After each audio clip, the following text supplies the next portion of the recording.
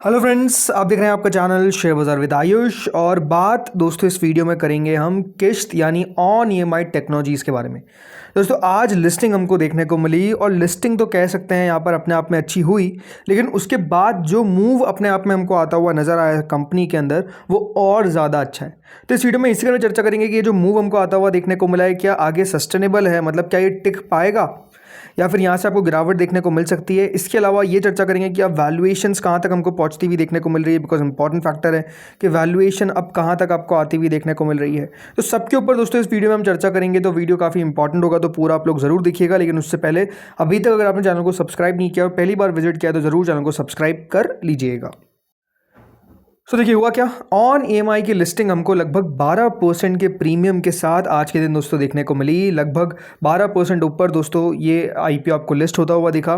कल कह सकते हैं जीएमपी और ऊपर चल रही थी, तो उसके सामने आज की लिस्टिंग कह सकते हैं उतनी ज़्यादा बढ़िया देखने को नहीं मिली क्योंकि जीएमपी ज़्यादा थी। बट स्टिल जो बात ये है कि देखिए ये लिस्टिंग ही अपने आप में काफ़ी अच्छी है। क्यों कह रहा हूँ मैं ऐसा, क्योंकि आप हाल फिलहाल में आपने देखा आईपीओस को कोई 1% ऊपर खुल रहा है, कोई 2% ऊपर खुल रहा है, कोई 3% ऊपर खुल रहा है, कोई 4% ऊपर खुल रहा है, और अधिकतर अगर आप देखेंगे तो ऊपर खुल ही नहीं रहे थे।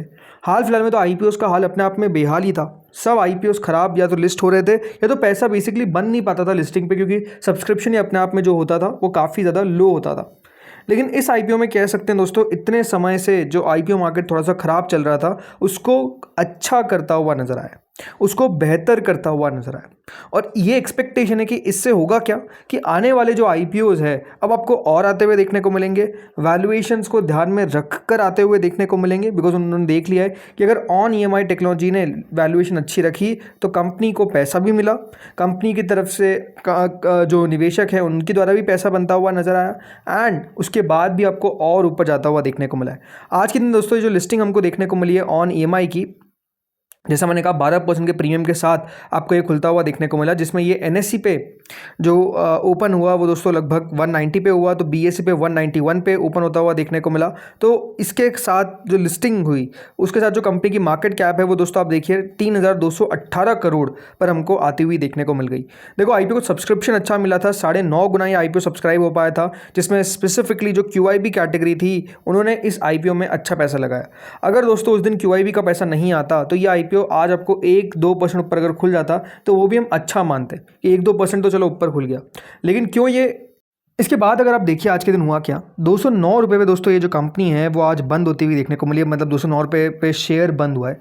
191 पे याद रखिएगा ओपन हुआ, 190 पे ही ओपन हुआ था बल्कि एनएससी पे, तो उसके बाद 209 पे तो ये बंद हुआ है। लेकिन आज के दिन का हाई कितना है ये आपको देखना पड़ेगा, और ये जो है दोस्तों वो है 227.40 रुपये, लगभग 228 के आसपास दोस्तों इसका आज का अपर सर्किट लग रहा था। और अपर सर्किट का मतलब ये नहीं है कि 10% ऊपर, 20% ऊपर सर्किट पे चल सकता था ये।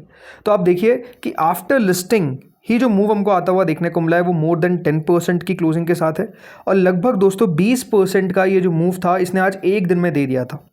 मतलब जो 3000 करोड़ की आज इसकी मार्केट कैप थी होते शुरू होते होते, वो अगर आप देखेंगे जो आज हमको बंद होता हुआ नज़र आया ये शेयर, और उसके साथ जो कंपनी की मार्केट शेयर है, माफ करिएगा मार्केट कैप है, वो लगभग 3500 करोड़ पर आती हुई दिख गई है। राइट, 3500 करोड़ पे। तो ये दिखाता है कि देखिए किस प्रकार की शानदार आपको इसकी लिस्टिंग देखने को मिली, और लिस्टिंग के बाद जो फर्दर मूव हमको आता हुआ देखने को मिला वो और बेहतर था। मतलब किसी ने अगर इस कंपनी में अपना आईपीओ नहीं बेचा, पहली बात तो जिसने आईपीओ में लगाया उसने रिस्क लिया, राइट, उस रिस्क को अगर उन्होंने और रिस्क लिया, जा होल्ड किया, तो आज उनका देखिए लगभग एक दिन के अंदर ये आप कह सकते हैं कि 30% जो रिटर्न है वो क्लियरली दोस्तों बनता हुआ देखने को मिल गया है। एक दिन के अंदर 30% रिटर्न। सो ये साफ देखिए हमको क्या दर्शाता है, ये दर्शाता है कि देखिए मार्केट्स के अंदर जब अपॉर्चुनिटीज़ आती है तो इस तरीके की अपॉर्चुनिटी आती है कि एक दिन में आपको 30% पैसा बन जाता है। जस्ट क्वेश्चन ये है कि आप वो रिस्क ले पाए या फिर नहीं ले पाए। काफ़ी कम लोगों ने देखिए रिस्क लिया। रिटेल के अंदर तो आप देखिए अलॉटमेंट इस प्रकार से था कि जिसने अप्लाई किया उन सबको फर्म अलॉटमेंट मिला। एचएनआई में थोड़ा सा कॉम्पिटिशन था, बिग एचएनआई के अंदर ऑलमोस्ट एक अलॉटमेंट तो पक्का मिल ही रहा था, स्मॉल एचएनआई में थोड़ा सा कॉम्पिटिशन था, मतलब 2 या 3 में से एक। सो बात सिंपल है कि देखिए जिसने रिस्क उठाया उसका आज जो पैसा है वो बनता हुआ देखने को मिला है। लेकिन अब जो क्वेश्चन आता है वो ये आता है कि आज के इतने बढ़िया अपमूव के बाद क्या यहाँ से ये और बढ़ पाएगा या फिर नहीं। देखिए कोई बाय सेल रिकमेंडेशन नहीं है, पहले तो आपको मैं क्लियर कर दूँ कि ये कोई बाय और सेल रिकमेंडेशन नहीं होने वाली है। जस्ट हम बात कर रहे हैं कि देखिए ये बढ़ा क्यों, उसके पीछे का रीज़न क्या है, अच्छा लिस्टिंग क्यों हुआ। तो देखिए उसके पीछे का जो मेजर रीज़न समझ में आता है वो है डिजिटल लेंडिंग। पहली बात तो देखिए, मार्केट में ऐसी कोई कंपनी नहीं है जो आपको डिजिटल लेंडिंग करती हुई नजर आती है। मार्केट का मतलब मैं बात कर रहा हूँ स्टॉक मार्केट की, राइट। कोई भी ऐसी कंपनी नहीं है जो आपको इस स्पेस की हो और वो लिस्टेड हो। तो ये डिजिटल लेंडिंग करते हैं, स्पेसिफिकली वो काम करते हैं, और इसीलिए दोस्तों यहाँ पर जो कंपनी है उसको आज इस प्रकार का ट्रैक्शन मिलता हुआ देखने को मिला। सेकेंड बात ये थी कि जो कंपनी को रिस्पॉन्स आया स्पेसिफिकली बाय इंस्टीट्यूशन इन्वेस्टर्स, इसने और ज़्यादा दोस्तों जो डिमांड है वो क्रिएट कर दी। QIBs ने 25 गुना सब्सक्राइब किया, HNIs ने 6.5 गुना सब्सक्राइब किया। तो ये दिखा रहा था कि दोस्तों इंस्टीट्यूशन के बीच में तो डिमांड आपको अच्छी देखने को मिल रही है। कंपनी ने याद रखिएगा 926 करोड़ रुपए रेस करें, जिसमें 850 करोड़ तो फ्रेश इशू है, और बाकी का OFS आपको देखने को मिल जाता है 76 करोड़ का, जिसमें existing investors, vertex ventures, venture east proactive fund, India seed को क्रिएशन फंड और एऑन एडवाइजरी थे। इसके अलावा अगर मैं बात करता हूँ किस्ट की, तो देखिए किस्ट इस फंड फर्स्ट एंकर एग्जिट, मतलब ये पहला एंकर एग्जिट आपको देखने को मिल रहा है। ये दोस्तों याद रखिएगा कंपनी के मैनेजिंग जो पार्टनर है इंडिया पार्टनर्स की, उनकी तरफ से ब्लॉग पोस्ट में लिखा गया। किस्त का आप जो दोस्तों AUM देखते हैं, एसेट अंडर मैनेजमेंट, ये अगर आप देखेंगे तो लगभग 1268 करोड़ था FY23 के अंदर to 5956 crore in 9 month of FY26। तो ग्रोथ देखिए, जो लगभग 1268 करोड़ का इसका AUM था वो कितना हो गया 5956 करोड़, और ये कितने टाइम स्पैन में हुआ, ये FY23 में था और ये FY26 में जो 9 महीने बीते उतने में हो गया। तो आप समझिए कि ऑलमोस्ट 3-4 फाइनेंशियल ईयर के अंदर कंपनी ने इतना बड़ा एसेट अंडर मैनेजमेंट के अंदर ग्रोथ दिखा दिया। 11.17 मिलियन ये कस्टमर्स को सर्व करते हैं। इनके जो कस्टमर्स है ये अंडर सर्व्ड है by formal credit and now borrow through a mobile first platform. तो जैसे मैंने कहा डिजिटल लेंडिंग पे कंपनी का फोकस है। एक सबसे बड़ा दोस्तों जो रिस्क था वो यही था कि ये जो भी लोन देते हैं वो अनसिक्योर्ड होता है। तो क्योंकि देखिए इनकी लोन की टिकट साइज़ भी छोटी होती है, तो इसलिए वो याद रखिएगा अनसिक्योर्ड होता है। और कंपनी जिस सेगमेंट को टैप कर रही है वहाँ पर दोस्तों अनसिक्योर्ड लोन ही कंपनी जो है वो कर सकती है।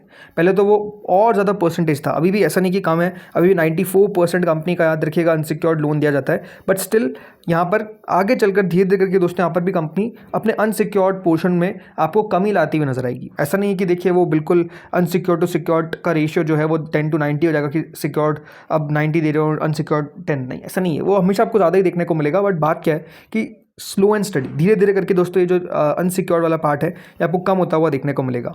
जिनका मीडियन सिबिल स्कोर है वो आप देखिए लगभग किस्त बोरोवर का है 746, वहीं जो एवरेज है कस्टमर एज वो 32 है। किस्त की जो अंडर राइटिंग इंजन है वो लगभग 39 प्रोप्राइटरी सब मॉडल्स चलाते हैं और मोर देन 400 वेरिएबल्स है।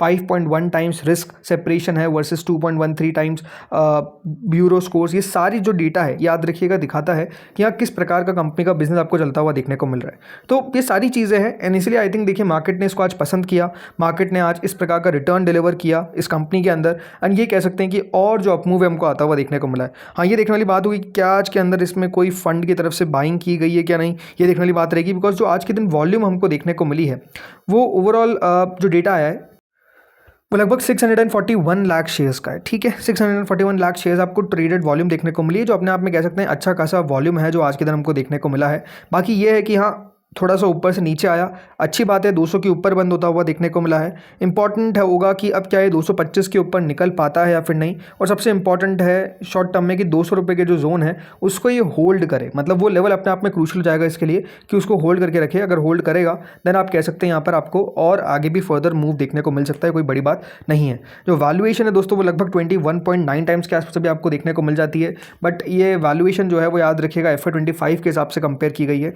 TTM जो है वो और आपको कम देखने को मिलती है। तो ठीक है, वैल्यूएशन भी ऐसा नहीं है कि एक्सपेंसिव नहीं है, एक्सपेंसिव है, कोई एक्सपेंसिव आपको ज़्यादा देखने को नहीं मिलता है। एंड यही एक सबसे बड़ा रीज़न भी था जब आपको मैं IPO पे वीडियो बनाता था तो यही कहता था कि अच्छी बात है कि ज़्यादा महंगा नहीं है, मतलब कंपनी ऐसा नहीं कि बहुत एक्सपेंसिव अपने IPO को लेकर आ गई, जो आई थिंक एक सबसे बड़ा प्लस पॉइंट रहा इस लिस्टिंग का।